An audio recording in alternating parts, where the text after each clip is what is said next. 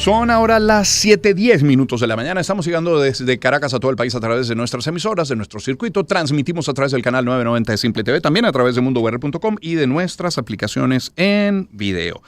Hace una semana, el presidente Trump anunciaba el fin de la licencia número 41 dada por Biden en 2022 y que el pasado 1 de marzo se renovó automáticamente. 3 días después, la OFAC anuncia su cancelación. Lo novedoso es el lapso para el desmantelamiento que pasó de 6 meses, como estaba estipulado en el contrato, a 30 días a partir de la publicación. Estamos hablando de una fecha, estamos hablando del 3 de abril, es decir, desde hoy, 4 semanas y un día, un mes y un día a partir del día de hoy.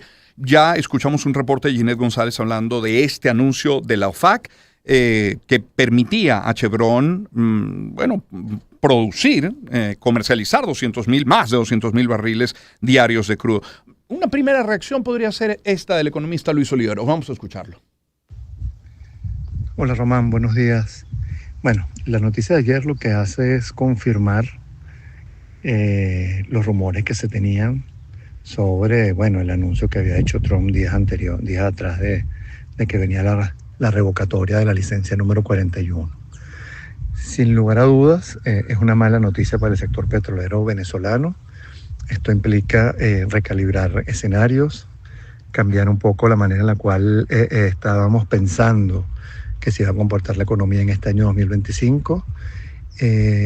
Un mes para que Chevron se vaya del país y muy posiblemente, aunque no lo dice el anuncio ayer de la OFAC, pero muy posiblemente será por allí también de las demás empresas petroleras que funcionan en Venezuela. Es muy poco tiempo. Ojalá que en ese tiempo se dé un proceso de negociación para que estas empresas sigan funcionando en Venezuela, pero si no llega a ocurrir, para los primeros días de abril vamos a tener un escenario petrolero muy distinto al que tenemos actualmente. Y las perspectivas económicas en Venezuela cambian radicalmente de manera negativa. Uno piensa en el país todo, pero también piensa de manera particular en las zonas petroleras. Ejemplo, Zulia. Vamos hasta el Zulia con Madeline Palmar. Aunque días atrás el presidente de los Estados Unidos, Donald Trump, anunciaba la suspensión de la licencia 41 a partir del 1 de marzo, llegada la fecha se hablaba de una aparente renovación de manera automática por 6 meses más. No obstante, fue este martes, 4 de marzo, cuando la Oficina de Control de Activos Extranjeros, OFAC, oficializó la medida, dando un mes a la petrolera Chevron para cesar operaciones en Venezuela. Ante esto, el presidente de la Cámara de Comercio de Maracaibo aseguró que se avecina una nueva recesión que impactará en mayor magnitud al estado Zulia. Alessandro Nanino, presidente de la Cámara de Comercio de Maracaibo, 11:30 de la mañana. Caso particular con Campo Bocán, que queda aquí en el Zulia. Ese es un campo que desde el año 2022 se viene recuperando, viene incrementando su producción petrolera y eso se ha traducido en cosas que van como desde mejoras en los beneficios laborales de los trabajadores directos de la empresa, como una reactivación de toda la actividad petrolera, contratistas que comenzaron a reactivarse, comenzaron a contratar personal, de reactivación de cierta economía en el estado. Por supuesto, al desaparecer eso, vamos a tener nuevamente recesión en el estado. Empresarios mantienen su posición de rechazo a las sanciones. Y como pensamos en Zulia, pensamos también, por ejemplo, en Anzoátegui. Vamos a escuchar el reporte de Jesús Salazar. En el estado Anzoátegui hay expectativas sobre cómo quedará la capacidad instalada en las plantas petroleras. Según el testimonio de José Boda, secretario general de la Federación Unitaria de Trabajadores Petroleros de Venezuela, las empresas mixtas actualmente operan en los mejoradores de crudo y tienen una capacidad instalada de al menos 1.200.000 barriles de petróleo extrapesado en la faja petrolífera del Orinoco. Trascendió que en esa cuota Chevron aporta entre 200 y 300.000 barriles diarios de petróleo. Martes 11 de la mañana. Indudablemente que esto tiene un impacto negativo sobre la clase trabajadora, sobre el estado Anzoátegui y indudablemente sobre el país nacional. Indudablemente que es un impacto negativo para la economía y para la clase trabajadora y los sectores populares de Venezuela. Desde Fedecámaras Anzoátegui, su presidenta Monique Lofredo ha declarado que la actividad de las empresas mixtas no solo ha favorecido al sector petrolero, sino también a los sectores construcción y de suministros de servicios. Como decía, uno piensa en el país, uno piensa en regiones, pero piensa también en sectores. ¿Cuáles los más, cuáles los menos afectados? ¿Qué dice, por ejemplo, la Cámara Ferretera de Venezuela?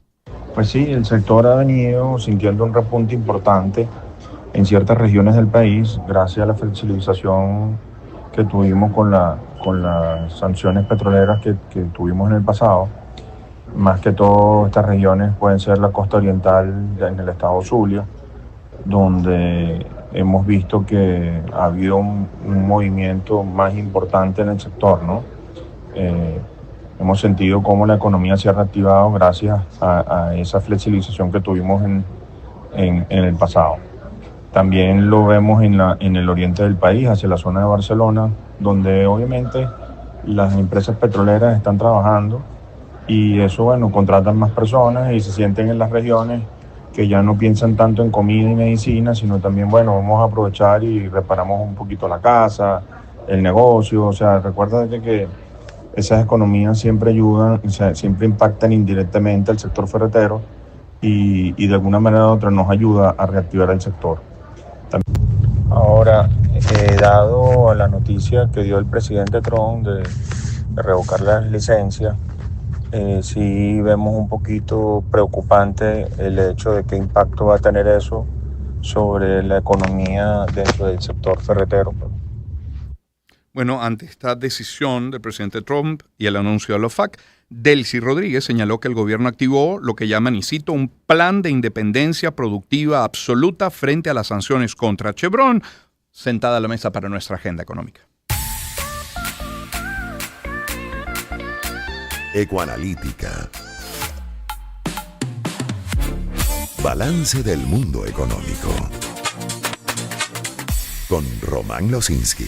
Y Asdrúbal Oliveros, es economista, socio director de Ecoanalítica. Asdrúbal, buen día, ¿cómo estás? Buenos días, Román. Un saludo para ti y para todas las personas que hasta ahora nos escuchan. Un mes y un día. ¿Y ahora? Bueno, mira, creo que era un escenario que teníamos, el peor tal vez, o el más drástico por lo rápido, como tú lo señalabas en la introducción, de la salida o del cese de operaciones, porque es importante destacar, Chevron es accionista minoritario con PDVSA en estos tres campos, uno en el Zulia, dos en La Faja. La licencia o la revocatoria de licencia no implica que Chevron tenga que dejar de ser socia, ¿no? Lo que pasa es que cesa la actividad, no puede seguir gestionando estos campos. Chevron venía gestionando estos campos desde el punto de vista operativo y financiero, y también era el encargado de la exportación. Ahora queda pues como un socio minoritario, vamos a decir pasivo, sin ningún tipo de acción, o sea, no puede gestionar los campos, y estos campos pasarían obviamente a control nuevamente de PDVSA, que es obvio, y lo esperado es que PDVSA va a tratar de mantener esos campos y de que sigan produciendo, y se va a encargar de exportar ese crudo, ¿no? Pero en otras condiciones mucho más difíciles. Y este cese de 30 días pues es bastante rápido, ¿no? La información que se maneja es que también las otras compañías petroleras se les dio cese de sus operaciones. Estas no tienen una licencia, al no ser empresas americanas, tienen lo que se llama en inglés un comfort letter, ¿no? Es una especie de autorización privada, pero la información que se maneja en la industria es que ya todas recibieron de forma privada anuncio de cese también en 30 días, ¿no? Entonces tienes un contexto donde alrededor de 305,000 barriles es el monto entre lo que produce Chevron y lo que producen estas otras europeas bajo este tema va a ser afectado. También está otra licencia súper importante del cual no tenemos información, pero pensaría que también es objeto de revocación, o es la de Reliance, que es una empresa india que no opera campo, pero sí compra crudo. Y nos estaría comprando una cantidad importante de crudo, alrededor de unos 100,000 barriles diarios, que también probablemente van a dejar de ser vendidos. En esencia esto lo que te termina provocando es, bueno, en primer lugar, ese crudo que estábamos colocando en los Estados Unidos o en India, nuevamente va a ir a Asia, principalmente China y otros países, pero vendido en condiciones pues mucho más difíciles, con un descuento muy, muy importante, con lo cual, Román, el efecto neto de esto, y hablo de la palabra neto, Ya voy a explicar por qué, es de alrededor de unos 3.000 millones de dólares, ¿no? 3.100 millones de dólares que el país dejaría de percibir este año. Digo neto porque hay una parte que favorece, entre comillas, a PDVSA, sí, que es la deuda que tenía con Chevron, que se venía pagando. Obviamente, en estas condiciones, PDVSA, esa porción de la deuda no va a continuar pagándose. Entonces, eso haces un poco de caja con eso, y por eso el efecto neto es un poco menor digamos, al bruto, que no incluye esta resta. Entonces, estamos hablando en términos netos, en nuestros cálculos, de 3.100 millones de dólares, con un efecto, y quiero destacar aquí, bien importante en el mercado cambiario, y por eso, digamos, las previsiones más negativas en términos de crecimiento o en términos de inflación y devaluación. Es importante destacar que el año pasado, el 40% de las divisas que se liquidaron al sector privado, para importaciones principalmente, vinieron de estas licencias, de lo que estamos hoy hablando, principalmente Chevron. Eso es alrededor, según nuestros cálculos, de unos 2.250 millones de dólares. Del total del año pasado, eso se dio vinieron de estas empresas.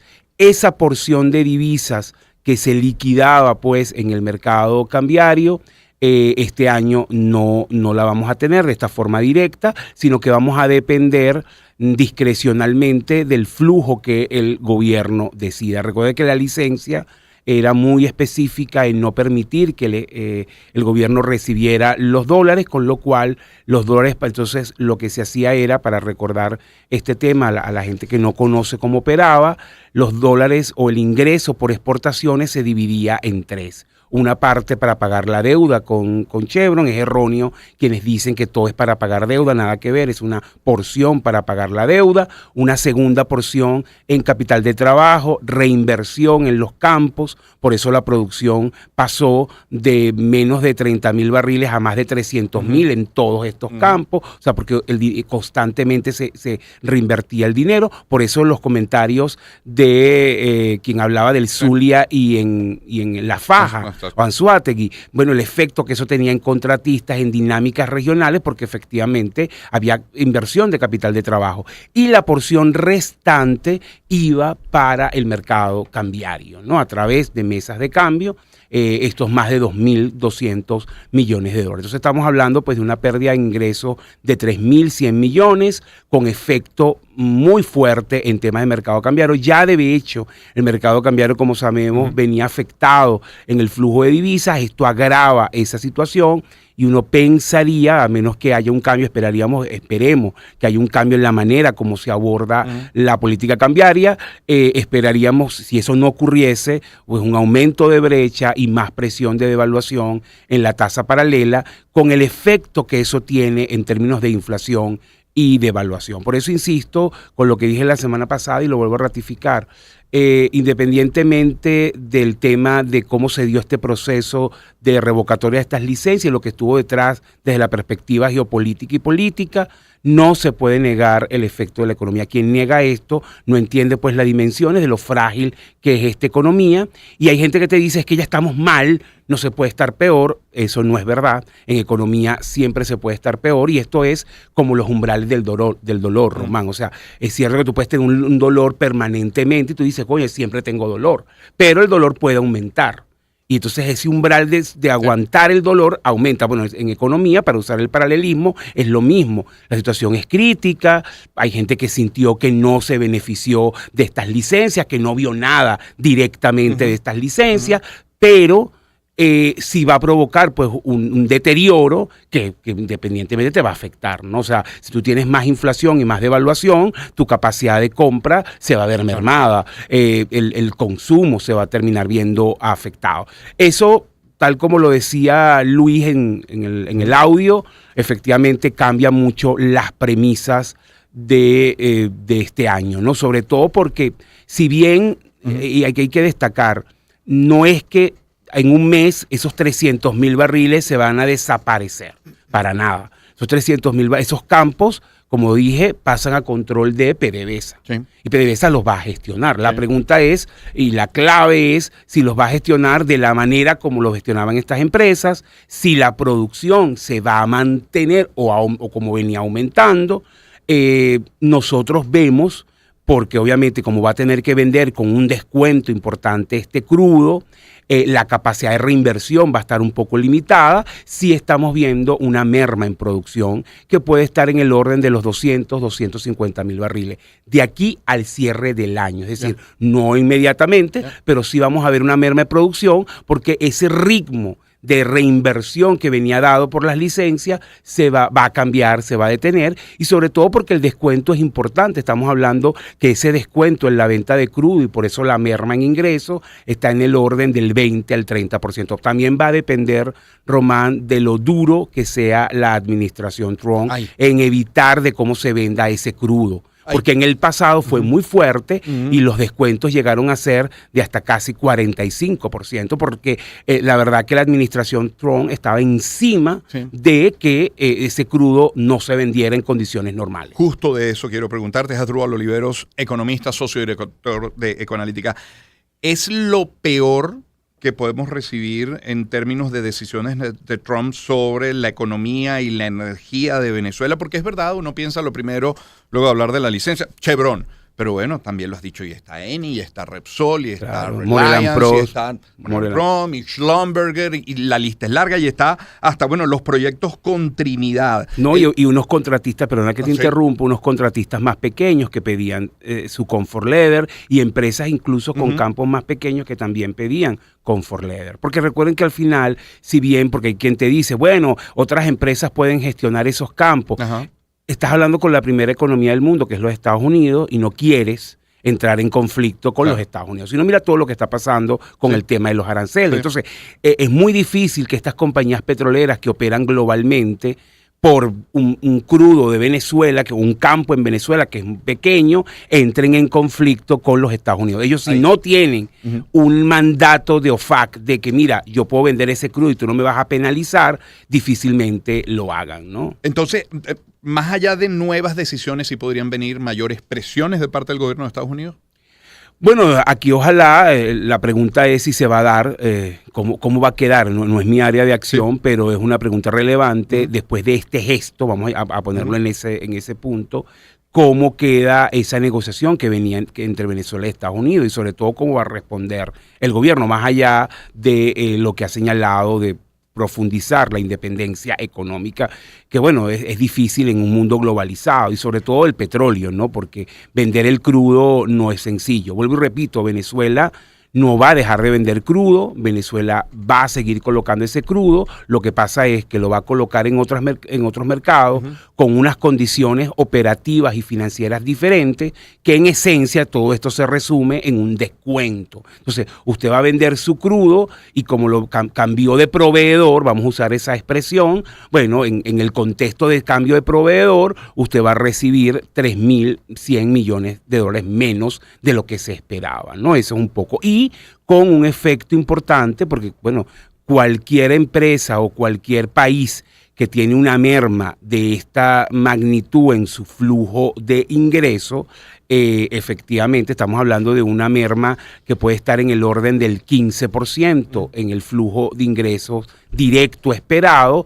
Bueno, eso tiene, digamos, consecuencias importantes que, como ya lo dije, se materializan principalmente en el propio sector petrolero, afectando todas estas dinámicas de contratistas, que también, por cierto, muchos de esos contratistas eran oferentes en el mercado cambiario de Venezuela, de divisas, porque le pagaban con dólares. Eso también va a verse del tema afectado.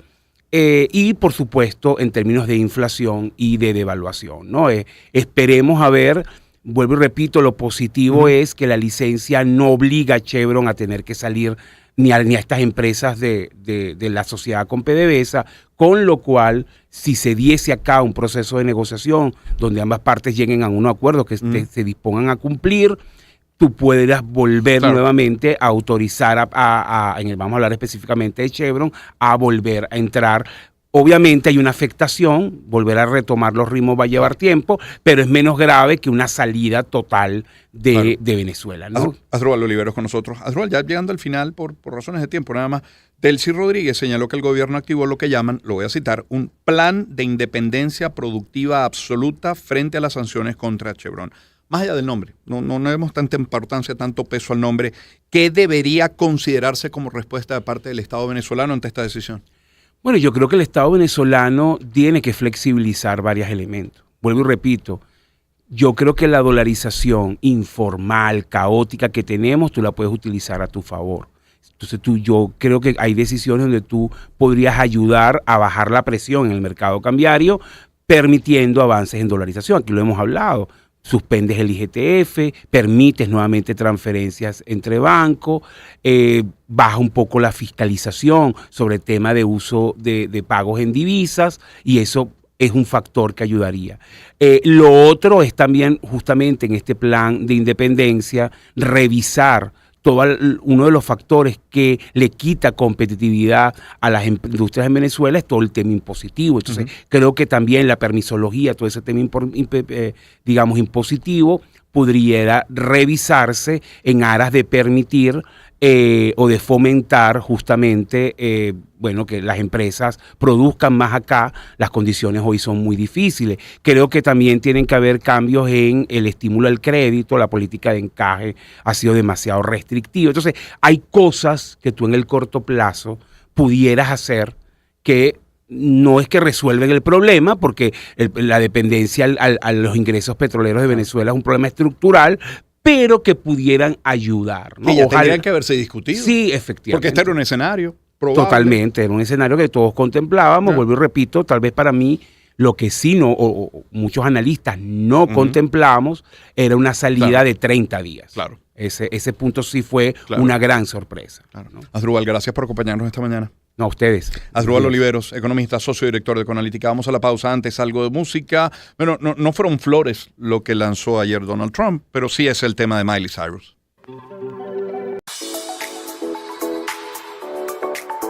Espacio para conectar. Éxitos.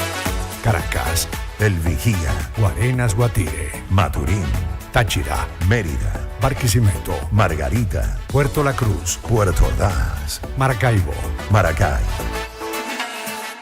Éxitos. Sonidos en primera fila.